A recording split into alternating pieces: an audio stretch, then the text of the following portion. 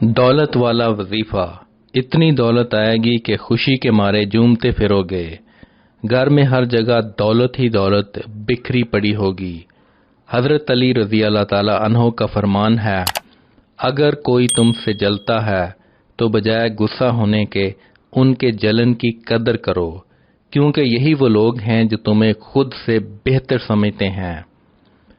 ناظرین، آج میں آپ دوستوں کے ساتھ ایک ایسا وظیفہ شیئر کروں گا جس کو پڑھنے سے آپ کے پاس اتنی دولت آئے گی کہ خوشی کے مارے جھومتے پھرو گے۔ دوستو، اللہ ہی ہے جو ہمیں رزق عطا فرمانے والا ہے۔ وہ جسے چاہے زیادہ عطا فرمائے اور جسے چاہے کم۔ وہ اپنے بندوں کے لیے جو بہتر جانتا ہے وہی کرتا ہے۔ اگر آپ اپنے رزق و دولت میں برکت چاہتے ہیں تو اللہ کی ذات پر پختہ اور کامل یقین رکھتے ہوئے آج کے اس وظیفے پر عمل کریں اور خود کو امیر و کبیر ہوتے دیکھیں۔ یہ وظیفہ آپ نے نماز عصر کے بعد کرنا ہے اور سورۃ الذاریات کی آیت نمبر 55 کو 23 مرتبہ پڑھنا ہے۔ 2 مرتبہ درود پاک پڑھنا ہے۔ آخر میں اللہ پاک سے دعا مانگنی ہے۔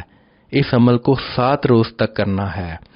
انشاءاللہ اللہ آپ کو اتنی دولت سے نواز دے گا کہ آپ خوشی کے مارے جھومتے پھرو گے۔